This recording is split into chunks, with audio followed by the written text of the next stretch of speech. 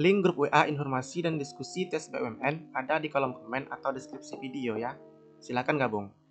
Di video ini kita akan fokus membahas verbal logical reasoning dan number sequence. Yang mau bang soal BUMN yang sesuai dengan model soal tahun kemarin, silakan hubungi nomor WA di kolom komen. Lanjut ke soal pertama.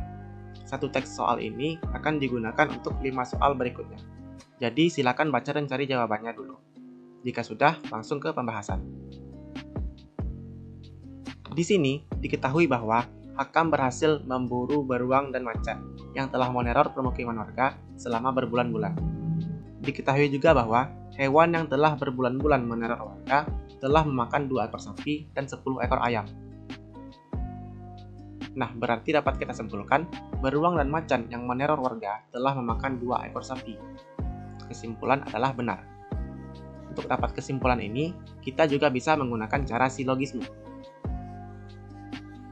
Beruang dan macan itu P, berbulan-bulan itu Q, berbulan-bulan itu Q, dan memakan 2 ekor sapi dan 10 ekor ayam itu R. Bisa dilihat, pernyataannya menjadi P adalah Q dan Q adalah R. Sehingga karena ada pernyataan P adalah Q dan Q adalah R, maka kesimpulannya adalah P adalah R, di mana P adalah beruang dan macan, R adalah memakan 2 ekor sapi dan 10 ekor ayam. Jadi jawabannya adalah C, kesimpulan adalah benar.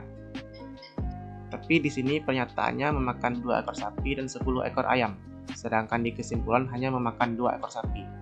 Apakah boleh kesimpulannya hanya memuat sapi, sementara ayam tidak disebutkan? Boleh ya. Karena kesimpulan ini tidak bertentangan dengan data yang kita ketahui, kecuali kalau terbalik. Diketahui hanya memakan sapi, sementara di kesimpulan ada memakan sapi dan ayam. Maka kesimpulannya salah ya, karena di data yang kita ketahui tidak memuat ayam. Jadi karena kesimpulan kali ini sesuai dengan pernyataan yang kita miliki, maka kesimpulan adalah benar. Soal selanjutnya. Hakam memburu beruang dan macan yang telah meneror permukiman warga selama maksimal 19 hari. Di teks soal dapat kita ketahui, Hakam membutuhkan waktu 2 minggu untuk memburu macan, yaitu 14 hari. Dan Hakam menghabiskan waktu 5 hari untuk memburu beruang. Jadi, 14 hari memburu macan ditambah 5 hari memburu beruang, hasilnya adalah 19 hari. Itu berarti simpulan ini menjadi benar. Dan jawaban soal ini adalah simpulan adalah benar. Soal selanjutnya. Hakam memburu beruang dan macan menggunakan senjata milik orang tuanya. Di sini kita langsung ketemu jawabannya. Karena kesimpulan ini bertentangan dengan pernyataan ini, yaitu Hakam selalu berburu menggunakan tombak dan busur yang dibuatnya sendiri. Oleh karena itu, kesimpulan adalah salah. Jawaban adalah B. Soal berikutnya. Hakam terkenal di desanya karena berhasil memburu beruang dan macan yang meneror permukiman warga. Di sini diketahui bahwa Hakam sangat terkenal di desanya. Dan Hakam berhasil memburu beruang dan macan yang telah meneror permukiman warga. Namun apakah bisa kita katakan Hakam terkenal karena berhasil memburu beruang dan macan? Jawabannya ya, karena berdasarkan struktur kalimatnya, kedua kalimat ini membentuk paragraf sebab akibat. Hakam yang terkenal adalah akibat, dan Hakam berhasil memburu beruang dan macan adalah sebabnya. Sehingga kesimpulan dari soal ini adalah benar. Jawabannya C. Selanjutnya, keahlian Hakam dalam berburu didapatkan dengan belajar langsung kepada orang tuanya. Oke, di soal ini tidak dijelaskan Hakam mendapat keahlian berburu dari siapa. Hanya dijelaskan bahwa Hakam merupakan anak seorang pemburu senior di desa tersebut. Kita tidak bisa memastikan bahwa keahlian berburu Hakam didapatkan dengan belajar langsung kepada orang tuanya. Bisa saja Hakam belajar dengan guru yang lain, atau bisa saja dia belajar otodidak. Namun, kita tidak bisa mengatakan kesimpulan ini juga salah, karena masih ada kemungkinan bahwa Hakam memang belajar langsung dari orang tuanya. Sehingga jawaban yang tepat dari soal ini adalah A, tidak dapat disimpulkan. Lanjut ke soal lain. Silakan teman-teman pause dulu videonya, lalu baca soal dan coba cari jawabannya. Jika sudah, langsung ke pembahasan. Di soal ini, disimpulkan bahwa jumlah korban yang mengalami luka serius adalah 20 orang. Sekarang, coba kita hitung berdasarkan apa yang kita ketahui dari teks. Diketahui bahwa total korban kecelakaan mencapai 25 orang. Jadi, totalnya ada 25 orang. Lalu, 7 orang dikabarkan meninggal dunia. Meninggal dunia ada sebanyak 7 orang. Kemudian, sebanyak 5 orang mengalami luka ringan. Berarti, luka ringan ada sebanyak 5 orang. Sementara sisanya mengalami luka serius. Berarti luka serius yang kita cari ada berapa orang. Cara untuk mengetahui jumlah korban kecelakaan dengan luka serius adalah mengurangi total korban yang sebanyak 25 orang ini dengan jumlah korban meninggal dunia dan korban luka ringan. Artinya, 25 dikurang 7 dikurang 5. Hasilnya adalah 13. Coba cek lagi. 13 ditambah 5 tambah 7 hasilnya adalah 25 orang. Berarti sudah tepat ya. Tapi di sini disimpulkan bahwa jumlah korban luka serius adalah 20 orang. Sementara seharusnya jumlah luka serius adalah 13 orang. Sehingga dapat kita katakan kesimpulan ini adalah salah. Jawabannya B. Selanjutnya, jika sistem sinyal rel tidak mengalami kesalahan, maka kecelakaan kereta di Cirebon tidak akan terjadi. Di sini, kita bisa menggunakan cara silogisme. Karena di kesimpulan ini ada pola jika P, maka Q. Oke, langsung saja kita ubah kesimpulannya ke dalam bentuk silogisme. Di sini, kita misalkan mengalami kesalahan sebagai P. Karena ada kata tidak, berarti ini merupakan ingkaran dari P. Ingkaran berarti versi negatif dari pernyataan. Misal pernyataannya makan. Ingkaran makan adalah tidak makan. Atau belajar. Ingkaran belajar adalah tidak belajar. Dan seterusnya. Di sini pernyataannya adalah mengalami kesalahan.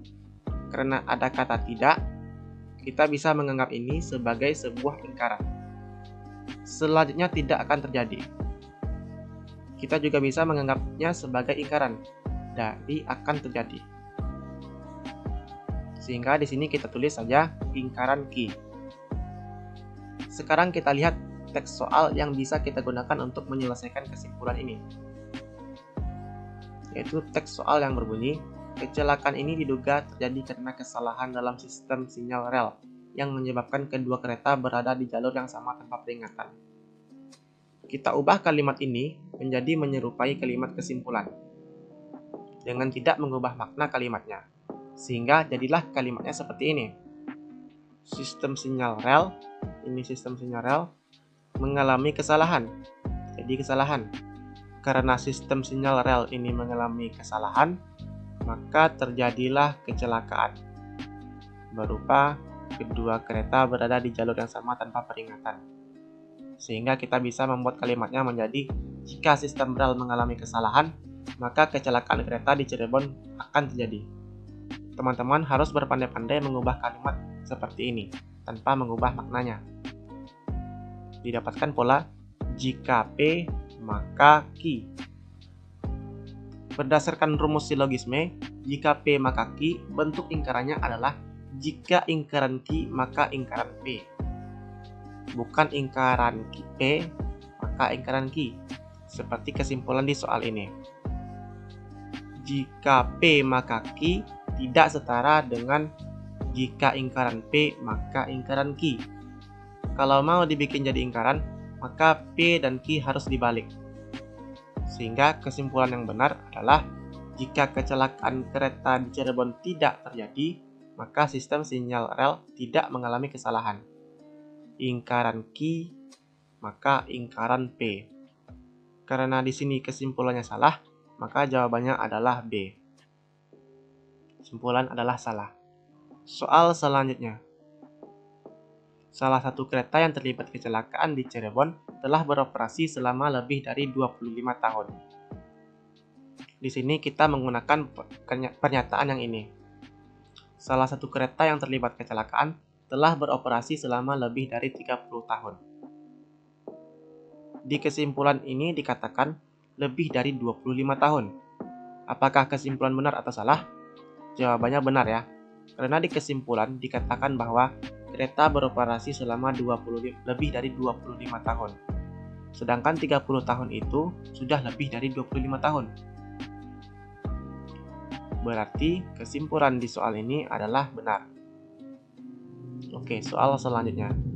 Dua petugas perbaikan rel yang sedang bekerja di dekat lokasi kejadian mengalami luka ringan. Di sini diketahui dari soal bahwa terdapat dua petugas perbaikan rel yang sedang bekerja di dekat lokasi kejadian. Yang kita ketahui hanya sebatas itu saja. Kita tidak tahu apakah kedua petugas perbaikan itu terkena dampak dari kecelakaan. Bisa saja mereka tidak mengalami luka-luka sedikit pun. Bisa juga mereka mengalami luka akibat kecelakaan kereta tersebut. Sehingga ini tidak dapat disimpulkan. Berarti jawaban yang tepat adalah A.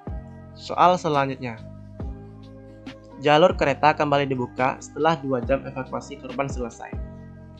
Di sini kita diminta mengubah kalimat tanpa mengubah makna kalimat lagi. Diketahui dari soal bahwa evakuasi korban berlangsung selama 2 jam sebelum jalur kereta bisa kembali dibuka. Artinya, evakuasi dilakukan selama 2 jam. Setelah 2 jam evakuasi tersebut, jalur kereta kembali dibuka. Di kesimpulan dikatakan, jalur kereta kembali dibuka setelah 2 jam evakuasi korban selesai. Ini tidak sama ya, karena di kesimpulan ini artinya setelah evakuasi dilakukan selama 2 jam, jalur kereta baru dibuka 2 jam lagi setelah evakuasi selesai, sehingga totalnya menjadi 4 jam. Ini bertentangan dengan teks di soal, sehingga jawaban yang tepat adalah kesimpulan adalah salah. Selanjutnya adalah soal number sequence. Bentuk soalnya mirip seperti soal deret angka, tapi di sini kita diminta mencari angka yang salah atau tidak sesuai dengan pola deret di soal. Silakan teman-teman coba kerjakan dulu. Jika sudah, langsung kita bahas. Tips mengerjakan soal deret seperti ini adalah jika selisih angkanya dirasa kecil, maka ada kemungkinan polanya adalah tambah kurang. Sedangkan jika selisih angkanya besar, kemungkinan polanya adalah kali bagi. Nah, di sini bisa kita lihat selisih angkanya tidak terlalu besar. Jadi kita coba dulu tambah kurang. 49 ke 42 itu kurang 7. 42 ke 37 itu kurang 5. Dan 37 ke 30 itu kurang 7. Nah, di sini kita temukan kurang 7 lagi. Berarti kemungkinan besar polanya akan berulang lagi. Kurang 5, kurang 7, kurang 5, kurang 7, dan seterusnya. Kita coba cek. 30 ke 25 itu kurang 5. 25 ke 18 itu kurang 7. Lalu 18 ke 13 itu kurang 5. Dan di sini kita menemukan angka yang tidak sesuai. Karena 13 dikurang 7 bukanlah 5. Melainkan 6. Nah, 13 kurang 7 itu 6, dan 6 kurang 5 itu 1. Berarti ini adalah angka yang salah. Sehingga jawaban yang tepat adalah E. Soal selanjutnya. Silakan dikerjakan. Jika sudah, langsung ke pembahasan. Di sini bisa kita lihat selisih angka pertama dan kedua cukup jauh. Sehingga bisa kita coba gunakan perkalian atau pembagian. Setelah kita coba, ternyata didapatkan angka 831, bisa kita bagi 3 untuk mendapatkan angka 277. Mungkin ada teman-teman yang kesulitan dengan pembagian angka yang besar seperti ini. Cara mudah mengerjakannya adalah dengan dikira-kirakan dan dikalikan saja. Jadi teman-teman bukan mencari 831 dibagi berapa hasilnya menjadi 277. Melainkan 277 dikali berapa hasilnya adalah 831. Teman-teman lihat saja angka paling belakangnya. Misal 7 dikali 2 itu 14. Maka angka di belakang ini seharusnya 4, bukan 1. Sehingga jawabannya tidak mungkin dibagi 2. Lalu kita coba 7 dikali 3. Yaitu hasilnya adalah 21. Angka belakangnya 1. cocok dengan angka belakang yang ini. Sehingga di sini lebih cocok kita gunakan bagi 3. Oke, lanjut. Di sini selisihnya tidak terlalu jauh. Bisa kita kurang 10 saja. Selanjutnya dibagi 3. 9 dikali 3 adalah 27. Sama-sama angka 7 di belakangnya. Berarti sudah tepat ya. Lalu angka selanjutnya ternyata tidak memiliki pola. Kalau dibagi hasilnya tidak bulat. Kalau dikurang selisihnya terlalu jauh. Nah, jika ketemu seperti ini, maka kita coba cari dari belakang. Ternyata ketemu pola dibagi 3. 3 dibagi 3 hasil 1. 21 dibagi 7 hasilnya 3. Maka ini dibagi 3 hasilnya adalah 27. Bilangan berapa yang dikali 3 hasilnya adalah 27. Kalikan saja 27 dengan 3. Hasilnya adalah 81. 89 ke 81 hasilnya kurang 8. Karena di sini kurang 10, kurang 8, maka pola di sini adalah kurang 6, kurang 4, kurang 2. Cocok ya? Berarti soal ini jawabannya adalah D.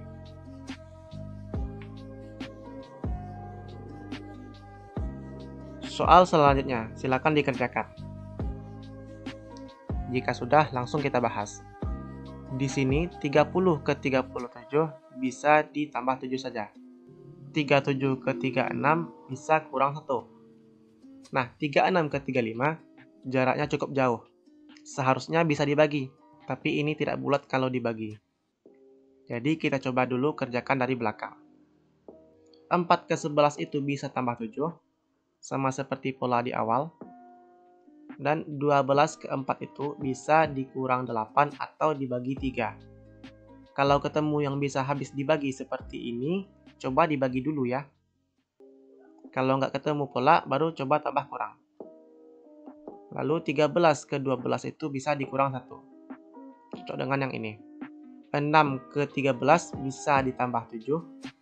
18 ke 6 bisa dibagi 3. Di sini sudah kelihatan polanya, yaitu tambah 7 kurang 3 bagi 3. Sehingga jika mengikuti pola, seharusnya di sini adalah tambah 7 kurang 1 dan bagi 3. Nah, 36 dibagi 3 adalah 12. Selanjutnya adalah 12 ditambah 7. Cocok ya? Berarti didapatkan jawaban soal ini adalah A.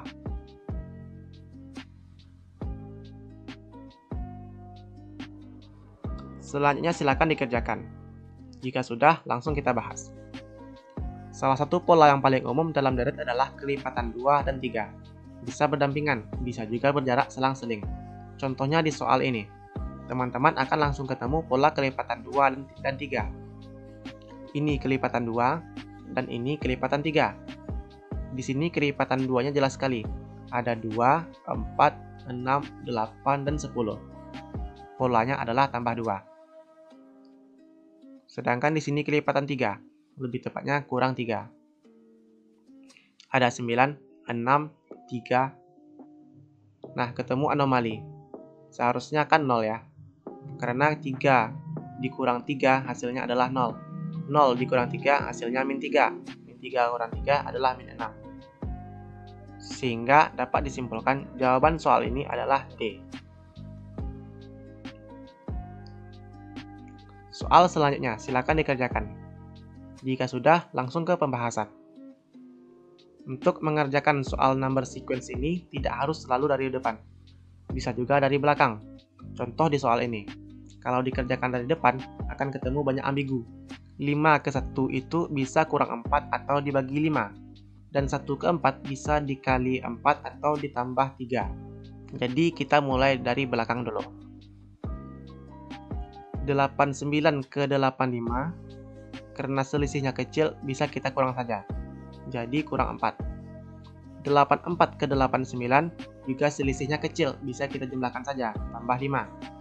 Nah, di sini kita ketemu anomali lagi. 23 ke 84 jaraknya jauh. Dan kalau kita bagi hasilnya tidak bulat.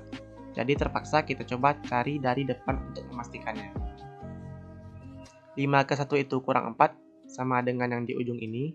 1 ke 4 bisa tambah 3 atau kali 4? Kita coba kali 4 dulu, karena di belakang ini jaraknya cukup jauh, sehingga kemungkinan polanya adalah kali. Jadi di sini kita gunakan kali juga, yaitu kali 4.